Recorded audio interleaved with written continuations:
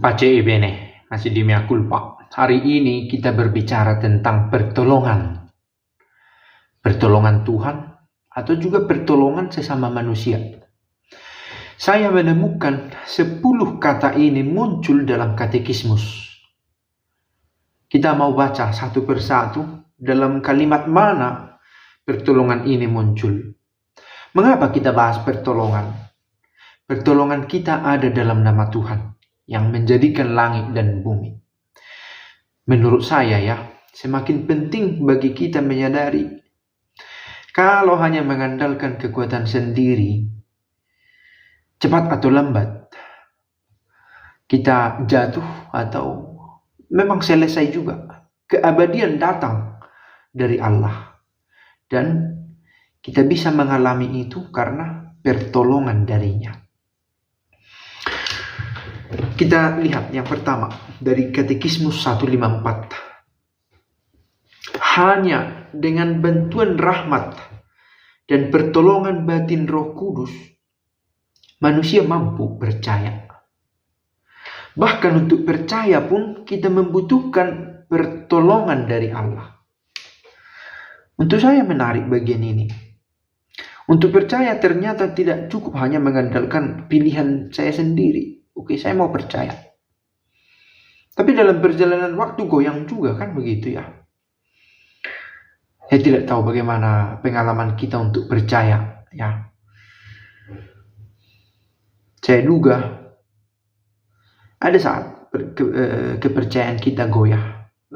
Kalau ada ujian, cobaan. Karena itu kita butuhkan pertolongan, bahkan hanya tanda petik. Padahal itu bukan sesuatu yang gampang sebenarnya.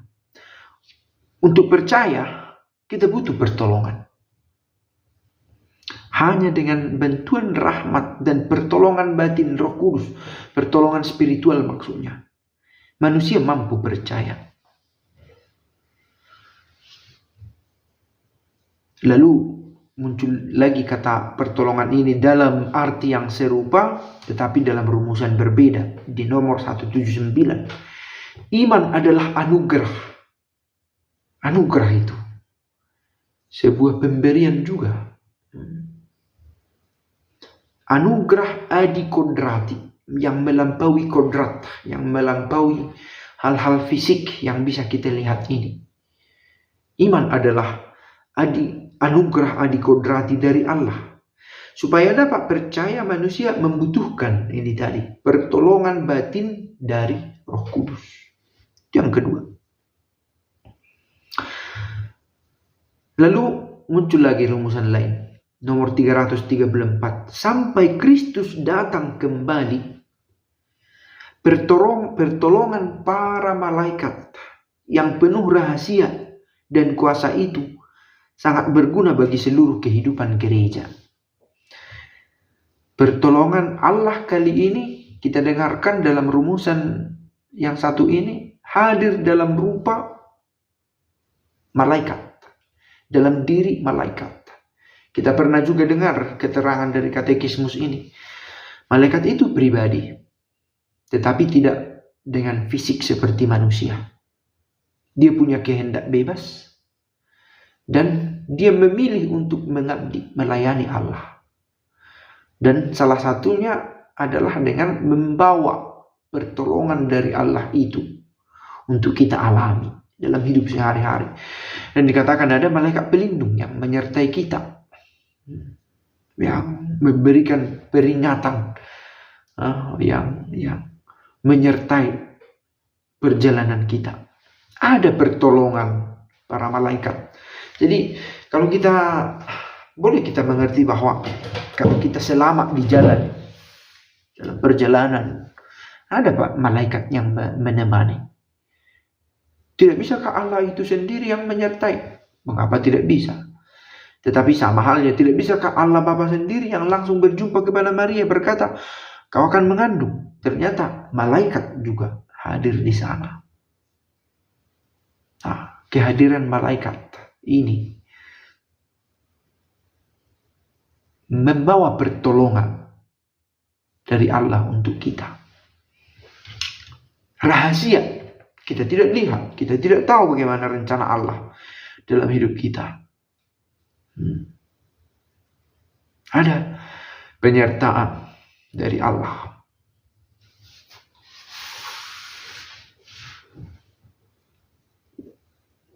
Ini dalam konteks perkawinan, ya, dikatakan yang kemudian ini nomor 1603, 1604 dan 1605 itu tentang perkawinan dalam tata ciptaan. Perempuan, laki-laki menikah, oke. Dan perempuan ini partner sederajat dan sangat dekat dari laki-laki. Ia diberikan oleh Allah kepadanya, kepada pria sebagai penolong. Dan dengan demikian mewakili Allah, padanya kita beroleh pertolongan. Ini tadi kita katakan, pertolongan itu tidak melulu meski sumbernya adalah Allah. Tetapi hadirnya tidak melulu dari Allah, dari malaikat, juga dari sesama. Dalam hal ini bila berbicara tentang perkawinan, juga datang dari partner yang sederajat. Yang sederajat. Bukan yang satu lebih tinggi dari yang lain. Sehingga tidak ada konsep 1:3, 1:2, 1:4, 1:1, karena sederajat.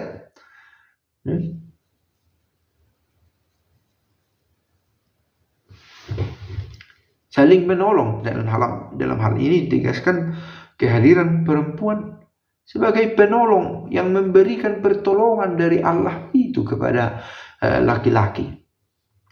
Dan kiranya, dan kita tahu laki-laki menjalankan juga peranannya di tengah keluarga. Dan itu bisa kita bahas di kesempatan lain. Tapi dalam hal ini kita memakai terminologi istilah pertolongan. Dan pertolongan itu dihadirkan oleh perempuan di tengah keluarga. Pertolongan ini bukan melulu tentang kebaikan hatinya karena usaha kerasnya, tidak. Tapi itu datang dari Allah untuk dibawa ke tengah keluarga. Oke.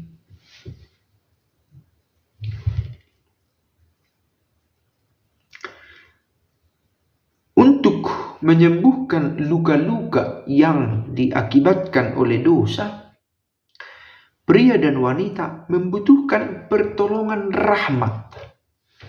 Dalam hal ini tentang hubungan laki-laki dan perempuan untuk hidup suci. Tetapi pada kenyataannya kita tidak lepas dari dosa. Nah, untuk sembuh dari luka-luka karena dosa, pria dan wanita membutuhkan pertolongan rahmat. Sekali lagi, tidak karena kecakapan kita bagi yang berumah tangga, kecakapan membina rumah tangga, tidak mengandalkan kekuatan itu. Karena bahkan belakangan ini pewartaan seringkali mengarah pada kecakapan pribadi, semakin pelagiannya. Kamu bisa, kamu berjuang untuk sampai, kamu berusaha, maka kamu akan bahagia. Tidak juga. Kita butuhkan pertolongan yang Allah selalu berikan dalam kerahimannya yang tidak terbatas. Persoalan kita, kadang kita, dan ini juga adalah akibat dari dosa, kita lupa meminta pertolongan. Tanpa bantuan ini, pertolongan penuh rahmat dari Allah itu, tanpa itu pria dan wanita tidak pernah berhasil menciptakan kesatuan hidup yang Allah maksudkan sejak awal. Kita lihat bagaimana ternyata terjadi kegagalan dalam rumah tangga, boleh jadi karena ini. Karena ketidakterbukaan pada pertolongan itu.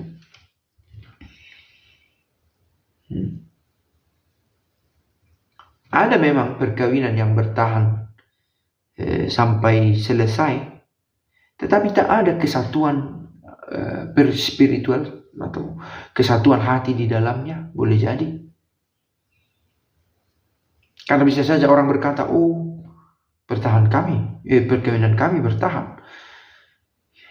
Tapi kita tidak hanya bicara tentang bertahan dalam arti secara legal, secara fisik, tetapi membawa sukacita juga. Perlu bantuan ini, pertolongan rahmat. Muncul lagi ini dalam konteks perkawinan dalam Tuhan. Ada lagi ini.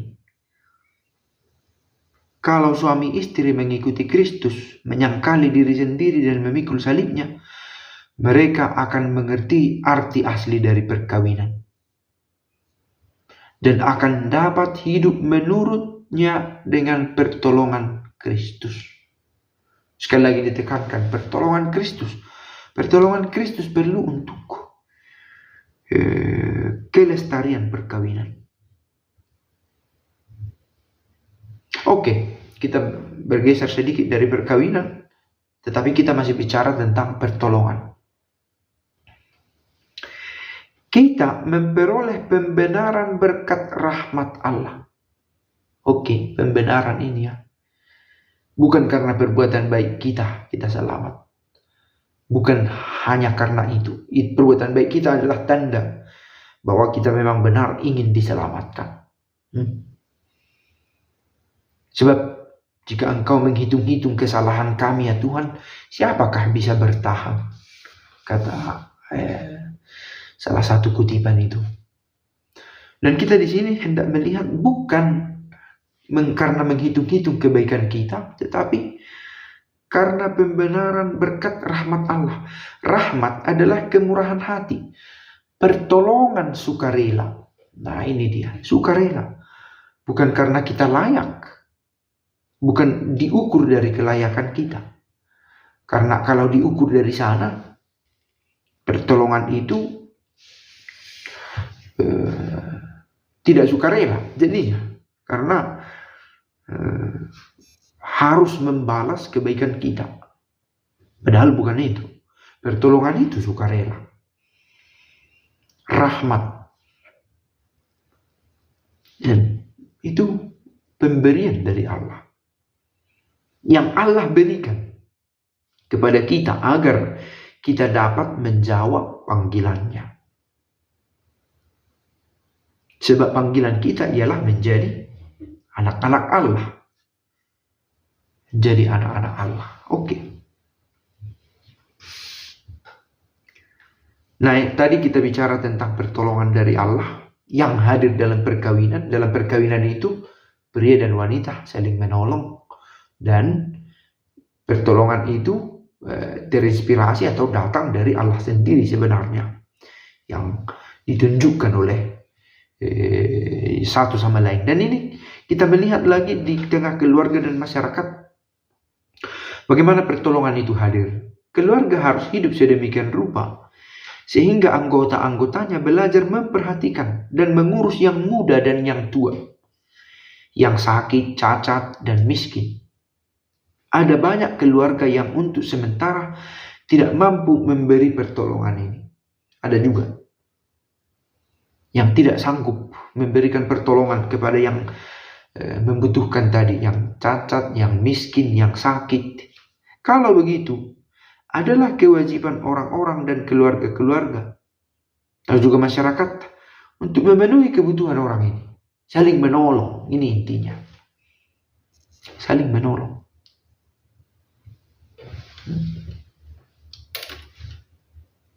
Dan dengan itu ditunjukkan cinta Allah itu. Oke, ini sudah memuat tuntutan dari pihak kita, tetapi sekali lagi untuk bisa saling menolong, toh kita butuh pertolongan dari Allah juga, untuk istilah yang sering dipakai, mengetuk hati kita.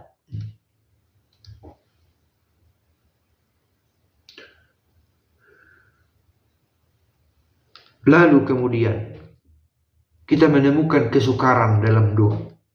Dalam hal ini ya, ada judul tentang ini, sukar dalam berdoa. Lalu, kalau kita mulai berdoa, 1001 pekerjaan dan kesusahan yang kita anggap sangat mendesak, menampilkan diri menjadi sangat penting. Dalam arti, ada yang mengganggu pikiran kita tentang pekerjaan, tentang kesusahan. Inilah saatnya di mana menjadi nyata kepada apa hati kita memberikan prioritas. Maksudnya di sini, ketika sedang berdoa kadang muncul pikiran tentang kesusahan, tentang pekerjaan, tapi kita kiranya memusatkan perhatian pada dua itu. Suatu ketika kita menghadap Tuhan sebagai pertolongan kita yang terakhir. Ini mentok, ada pekerjaan, ada kesusahan, kita bawa dalam doa. Dalam berdoa kadang kita diganggu oleh pikiran tentang ini, kita pusatkan perhatian. Kita pusatkan perhatian pada Tuhan sebagai sumber pertolongan terakhir. Kadang pinjam duit dari orang lain sudah digosipi. Dalam keadaan tersesak begini, mendesak kepada Tuhan kita pergi. Setelahnya kita lihat nanti. Sekurang-kurangnya kita siap pada apa yang kita lihat nanti. Itulah buah dari doa kita, keinginan kita meminta pertolongan dari Tuhan. Cukup sekian dari kata-kata yang muncul dalam katekismus ini, yang diharapkan mengingatkan kita untuk terbuka meminta pertolongan dari Tuhan. Ciao, ciao. Pace bene.